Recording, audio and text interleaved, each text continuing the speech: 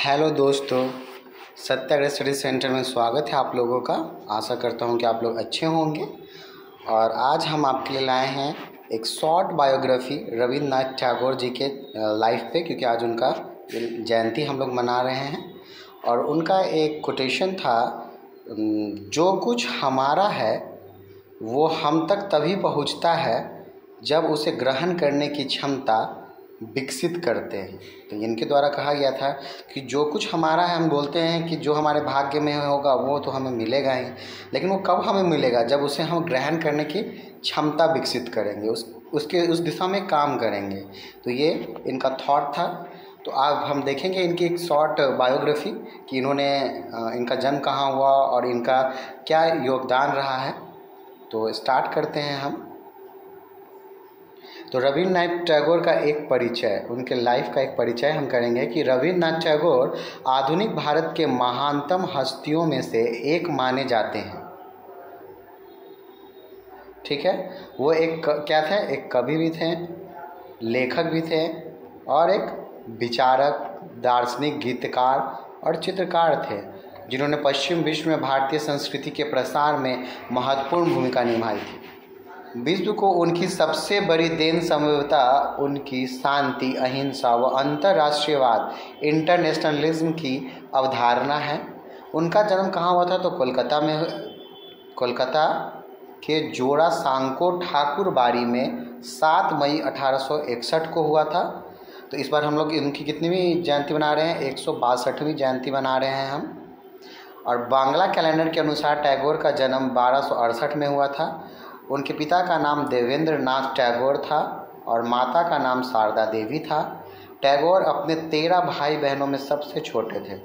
तो टैगोर जी के भाई बहन की संख्या 13 थी और वो सबसे छोटे थे अपने भाई बहनों में। रविंद्रनाथ टैगोर बचपन से बैरिस्टर बनना चाहते थे, इसलिए उन्होंने 1878 में इंग्लैंड के ब्रिज स्टोन पब्लिक स्कूल में दाखिला भी लिया। तो इनको बैरिस्टर बनना था और बाद में लंदन के विश्वविद्यालय में कानून की पढ़ाई भी की। फिर देखेंगे, लेकिन 1880 में बिना परीक्षा दिए और बिना कानून की डिग्री लिए वो वापस भारत आ गए। तो इनकी इच्छा तो शुरू से बैरिस्टर की थी बनने की, लेकिन वो बिना डिग्री लिए ही कानून की वो वापस भारत आ गए 1880 में। प्रतिष्ठित ठाकुर परिवार के सदस्य के रूप में टैगोर रंगमंच, गायन, बंगाली और पश्चिमी शास्त्रीय संगीत और साहित्यिक वाद विवाद के कौशल के धनी थे। उन्होंने मानवतावादी और सार्वभौमिकता की वकालत की। टैगोर का स्थान न केवल भारत बल्कि दुनिया भर में विशिष्ट है और वह 1913 में गीतांजलि के लिए साहित्य में नोबेल पुरस्कार जीतने वाले पहले गैर यूरोपीय थे। तो एशिया के भी पहले व्यक्ति थे, पहले गैर यूरोपीय जिन्होंने साहित्य में नोबेल पुरस्कार जीता था। उन्होंने इस कार्य के माध्यम से भारतीय साहित्य को विश्व में एक नई पहचान दी। उन्होंने 3 देशों भारत, श्रीलंका और बांग्लादेश के लिए राष्ट्रगान की रचना की प्रेरणा स्रोत बने। 1915 में यूनाइटेड किंगडम के किंग जॉर्ज पंचम द्वारा टैगोर को नाइटहुड की उपाधि से सम्मानित किया गया था। हालांकि उन्होंने 1919 में जलियांवाला बाग हत्याकांड के विरोध में स्वरूप अपनी नाइटहुड उपाधि का त्याग कर दिया था और उन्होंने 2200 से भी अधिक गीत लिखे, जिन्हें रविंद्र संगीत के नाम से जाना जाता है। और रविंद्रनाथ टैगोर के गीत हिंदुस्तानी शास्त्रीय संगीत की ठुमरी शैली से प्रभावित थे। तो इनको नोबेल साहित्य का नोबेल प्राइज़ कब मिला? तो 1913 में। ठीक है, तो ये पहले गैर यूरोपीय भी थे। तो अब नेक्स्ट हम इनके बारे में देखते हैं। अब हम देखेंगे कि रविंद्रनाथ टैगोर के विषय में कुछ परीक्षा प्रयोगी तथ्य देखते हैं, जो एग्जामिनेशन में आपसे इससे क्वेश्चन आ सकते हैं, वो हम देखेंगे, क्योंकि यही हमारे लिए ज़्यादा इम्पॉर्टेंट है। तो रविंद्रनाथ टैगोर को उनको बहुत सारा टाइटल दिया गया। उनको गुरुदेव, कवि गुरु एवं विश्व कवि के नाम से भी जाना जाता है। गुरुदेव की उपाधि उन्हें किसने दी थी? तो महात्मा गांधी ने दी थी। तो ये क्वेश्चन बहुत बार एग्जाम्स में आया भी है कि गुरुदेव की उपाधि रविंद्रनाथ टैगोर को किसने दिया था? तो महात्मा गांधी जी ने दी थी। तो इसलिए ये सारे जो मैं अभी बता रहा हूँ, ये सारे प्रश्न किसी न किसी एग्जाम्स में पूछे गए हैं और ये इम्पॉर्टेंट इनके लाइफ से जो विषय हैं जिस पे क्वेश्चन पूछे गए हैं। रविंद्रनाथ टैगोर ने भारत के राष्ट्रगान जन गण मन के साथ बांग्लादेश के राष्ट्रगान अमार सोनार बांग्ला की भी रचना की 1905 में।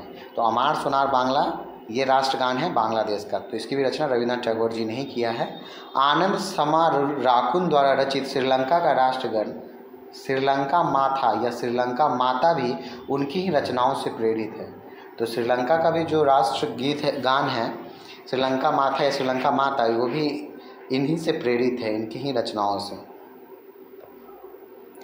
अब देखेंगे कि 1913 में उनकी रचना गीतांजलि के लिए साहित्य के नोबेल पुरस्कार से सम्मानित किया गया और गीतांजलि की लोकप्रियता के कारण इसका अंग्रेजी, फ्रेंच, जर्मन, जापानी, रूसी आदि भाषाओं में भी अनुवाद किया गया। नोबेल पुरस्कार पाने वाले वह पहले भारतीय और पहले एशियाई भी थे। तो एशिया में भी इनको ये पुरस्कार पाने वाले कोई भी नोबेल पुरस्कार ये पहले थे।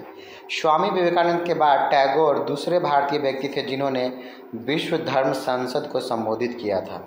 तो सबसे पहले व्यक्ति तो स्वामी विवेकानंद जी जो थे वो विश्व धर्म संसद को संबोधित किए थे। मेरे प्यारे भाई और बहनों से उन्होंने संबोधन अपना शुरुआत किया था और बहुत उनको वहाँ पे रिकॉग्नाइजेशन मिला था। उसके बाद ये दूसरे व्यक्ति जो थे वो टैगोर जी थे। फिर रविन्द्रनाथ टैगोर को प्रकृति से भी गहरा लगाव था। फिर देखेंगे कि रविन्द्रनाथ टैगोर ने लगभग 1000 कविताएं और 2000 गीत लिखे हैं। तो इन्होंने 1000 कविताएं और 2000 गीत लिखे हैं। चित्रकला, संगीत और भाव नृत्य के प्रति इनके विशेष अनुराग के कारण रविंद्र संगीत नाम की एक अलग विद्या की उत्पत्ति हो गई, जो आज भी संगीत के प्रेमियों के बीच अत्यंत लोकप्रिय है। फिर देखेंगे टैगोर ने पश्चिम बंगाल में कोलकाता से लगभग 180 किलोमीटर उत्तर की ओर बीरभूम जिले के अंतर्गत बोलपुर के समीप शांति निकेतन नाम की एक शैक्षिक और सांस्कृतिक संस्था की स्थापना की थी, जिसका नाम शांति निकेतन रखा गया था। यह अपनी तरह का अनूठा संस्थान माना जाता है और 1901 में स्थापित यह प्रायोगिक विद्यालय 1921 में विश्व भारती विश्वविद्यालय बन गया। तो यह भी one of the best university है। तो विश्व भारती यूनिवर्सिटी जो है ये one of the best university है और इसके जो नरेंद्र मोदी जी इसके क्या है चांसलर है। तो 1921 में इसकी स्थापना की गई थी और पहले शांति निकेतन के नाम से, बाद में यही एक यूनिवर्सिटी बन गया विश्व भारती यूनिवर्सिटी। तो ये हमने एक संक्षिप्त परिचय देखा रविन्द्रनाथ टैगोर जी का। फिर इसमें आगे हम देखते हैं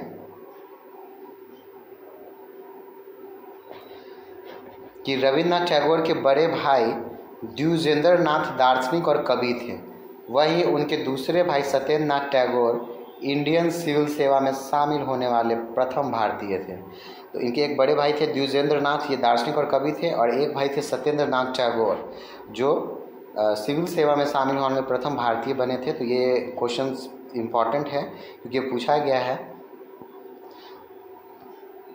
फिर है कि 1883 में रविन्द्रनाथ टैगोर का विवाह मृणालिनी देवी से हुआ, जबकि उनके पिता देवेंद्र नाथ टैगोर ब्रह्म समाज से जुड़े थे। 8 साल की उम्र में रविन्द्रनाथ टैगोर ने अपनी पहली कविता लिखी थी। तो मात्र 8 साल की उम्र में उन्होंने अपनी पहली कविता लिखी थी और हजारों कविताएं इनकी छपी। वहीं 16 साल की उम्र में टैगोर की पहली लघु कथा प्रकाशित हो गई थी। तो 16 साल में इन्होंने एक लघु कथा भी लिख लिया, 8 साल में इन्होंने पहली कविता लिखी। उनकी अपनी पहली कविताएं भानु सिन्हा उपनाम से 16 वर्ष की आयु में प्रकाशित की थी। फिर देखेंगे 7 अगस्त 1941 को उनका निधन हो गया कलकत्ता में ही। अपनी काव्य कृति गीतांजलि के अतिरिक्त उनकी कुछ अन्य प्रमुख कृतियां हैं नैवेद्य, पूर्वी, बलाका, छनिका, चित्र और सांध्य गीत। काबुलीवाला ये बहुत फेमस बुक कहानी है जो बच्चों को 9-10 में पढ़ाया जाता है, और सैकड़ों अन्य कहानियाँ, उपन्यास जिसमें उपन्यास था गोड़ा, घड़े बाइरे और रविंद्र के निबंध। तो ये सब इनकी रचना थी। और कला जगत में रविन्द्रनाथ टैगोर की देन क्या रही है? रविंद्र संगीत। तो रविंद्र संगीत रविन्द्रनाथ टैगोर द्वारा रचित संगीत की एक विद्या है। जैसा कि हम जानते हैं, टैगोर न केवल चिंतक व लेखक थे बल्कि वो एक कुशल कवि गीतकार भी थे, तो जिन्होंने लगभग 2200 से अधिक गीतों की रचना की। उनके इन्हीं गीतों के आधार पर रविंद्र संगीत की रचना हुई। रविंद्र संगीत में स्रोतों के रूप में भारतीय शास्त्रीय संगीत और पारंपरिक लोक संगीत का उपयोग किया जाता है। तो ये जो कला जगत को इनका देन है रविंद्र संगीत। तो ये एक बहुत ही ग्रेट पर्सनालिटी थे और इन्होंने इनका योगदान हमारे देश की आज़ादी में भी रहा है। पैट्रियोटिक सॉन्ग्स भी ये गाते थे और लोगों को इसके लिए जागरूक करते थे अपने देश के प्रति, और ये स्वदेशी से भी जुड़े हुए थे। तो ये सब एक संक्षिप्त विचार हमने देखा इनके जीवनी के बारे में, बायोग्राफी। तो ये रहा आज का हमारा रविन्द्रनाथ टैगोर की जयंती पे। अगर आपको वीडियो अच्छा लगा है तो प्लीज़ लाइक शेयर सब्सक्राइब करें और यूँ ही देखते रहें। धन्यवाद।